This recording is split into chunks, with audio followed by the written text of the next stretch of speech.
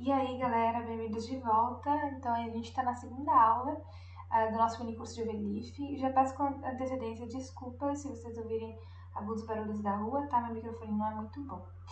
Então, vamos começar. Então, terminamos a primeira aula, eu mostrei a plataforma, mostrei as 3 ferramentas principais do Overleaf, né, que ele oferece. E agora a gente vai focar no editor de texto. Então, nós vamos focar na construção do documento dentro do Overleaf. Quero apresentar primeiramente, então, a primeira coisa que nós vamos colocar como informação, tá? Então, a primeira coisa que vai aparecer, talvez se vocês lembrarem, né, na primeira aula, eu criei um projeto em branco, tá? Mas vocês viram que ele não criou tudo em branco, tudo vazio, né? No código-fonte, ali no editor de texto, tinha algumas linhas de código, né? A primeira linha, inclusive, que ele definiu, é uma pré-definição, né, do Overleaf, é o document class. Isso aí a gente chama de preâmbulo, tá? É antes da gente começar a escrever o nosso texto de fato.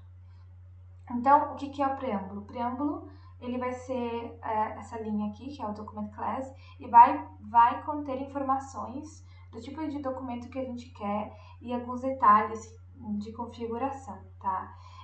Então, de forma genérica, nós chamamos o comando assim, tá? Um contra barra document class, e aí a gente pode usar, pode estar entre os, quando a gente usa colchete, vai ter as opções e a chave com a classe. Essa parte aqui do colchete não é obrigatório, tá, gente? Vocês podem criar um document class ali, só colocar entre chave, tá? Tem que ter as chaves, que é a classe do documento, porque vocês vão estar especificando o tipo de documento. As opções, elas são apenas detalhes de formatação.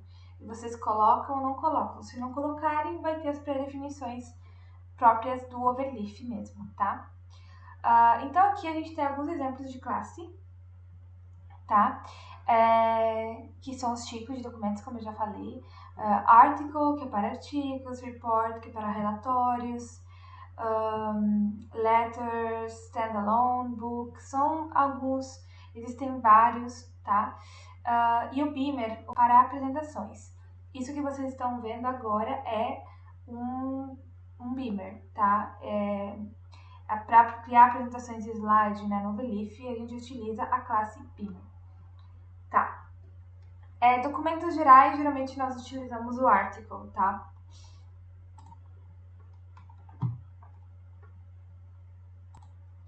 Então, se a gente quer colocar algumas informações bem específicas, né, nós então introduzimos os colchetes no nosso comando e inserimos opções.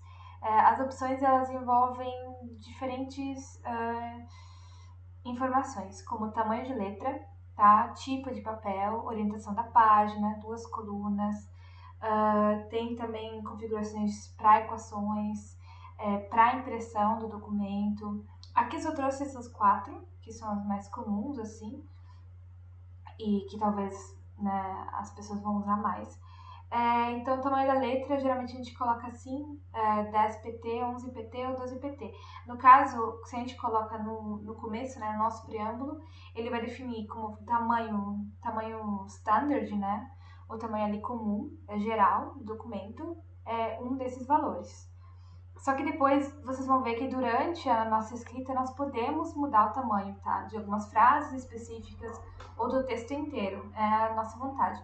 Mas o tamanho base, né, é um desses, se a gente quiser definir. Se a gente não for colocar como opção, o Overleaf lê como 10 pt.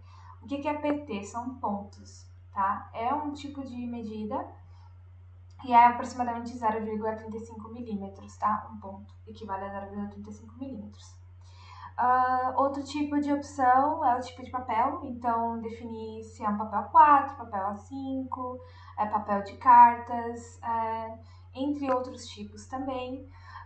Orientação da página, então que a gente tem no Word, né, paisagem e vertical, a gente tem também aqui, e daí a gente coloca, né, entre o colchete a gente coloca landscape, para caso a gente queira paisagem. Outra opção também é 2 colunas, definir duas colunas no texto, no documento, a gente coloca to column. Nós podemos, nas opções, nós podemos inserir mais de um tipo. Então, por exemplo, eu quero um tamanho de letra 11 com tipo de papel A4, orientação da página landscape. Eu posso colocar as três informações, só que tem que ser separado entre vírgulas. Depois a gente vai ver com detalhes, tá? Eu vou mostrar no editor de fato, tá? Outra informação também é que nem todas essas opções elas vão funcionar em todas as classes de documento, tá? Então, tem que ir testando. Tem algumas classes que funcionam e outras não, tá? Já tem algumas pré-definições. Então, aqui estamos no editor de texto, no documento que eu criei na aula anterior, tá? Vocês podem perceber aqui que a primeira linha é o preâmbulo, como eu comentei, tá? Que é o document class. E aqui a gente não tem colchete, a gente não tem nenhuma opção definida. Eu posso inserir, ele já definiu de forma, porque o Overleaf ele tem umas pré-definições nesse tipo de opção, tá? Então, por exemplo, se eu não coloco a informação de colunas, ele vai me dar só uma coluna. Se eu não coloco a informação de tipo de papel, ele vai considerar um papel A4. E para também tamanho de fonte, ele vai considerar um tamanho de 10 pontos, tá? Então, vamos testar, tá? Então, por exemplo, document class, aqui, article, eu quero para paper. Então, eu vou inserir aqui, paper. Ctrl Enter. Ele já vai alterar, né? Vai usar pré-definições para paper, né? Agora vamos inserir, por exemplo, algumas informações de opção, né? Então vai ter que ser entre colchete, né? Aqui estamos entre colchete e vamos supor que eu quero two columns, né? Duas colunas, no caso, o texto. Então, eu vou inserir two column, assim, tá? E eu quero também que seja um tamanho de fonte 12 pt. Então, vamos compilar aqui, tá? A gente pode perceber que a fonte aumentou, tá? O tamanho da fonte.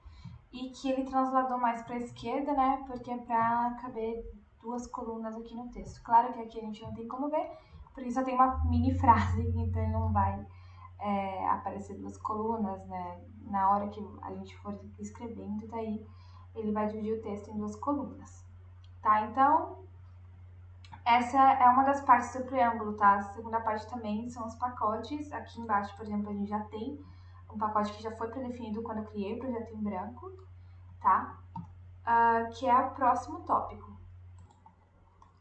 Então, no preâmbulo também, né, como eu falei, precisamos dos pacotes, né, e as opções também vão variar conforme o pacote que a gente vai utilizar. Então, os pacotes, eles são um conjunto, né, de comandos, funções específicas para determinados fins, né.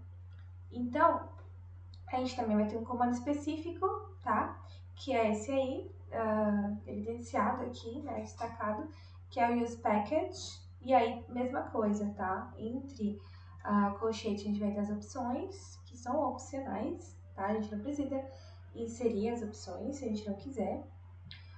E entre as chaves, que é o mais importante, que tem que... entre as chaves tem que constar a informação, tá? Vai ser o pacote que a gente quer, tá? Então, aqui alguns pacotes que são interessantes e podem ser bem úteis. Um deles é a Babel, tá? Então, no caso, Babel a gente insere aqui, né? Entre as chaves, tá? E o Babel, ele é para idiomas. Então, a gente pode definir um ou mais idiomas, tá? Em ordem, podemos colocar como principal um idioma e depois outros. No caso, por exemplo, se a gente quer utilizar o idioma, né, de português e tudo mais, e a gente quer também que o Overleaf faça uma finalização automática das palavras, né, das frases que a gente for colocar no nosso texto, a gente coloca Brasil com Z, tá? Porque aí que tá, a gente tem que entender que a linguagem é toda em inglês, então é Brasil com Z, tá?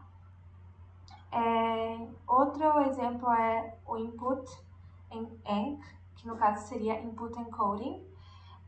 E o que isso é, né? É um pacote que serve para a digitação de caracteres com acentos específicos. Então, o que acontece?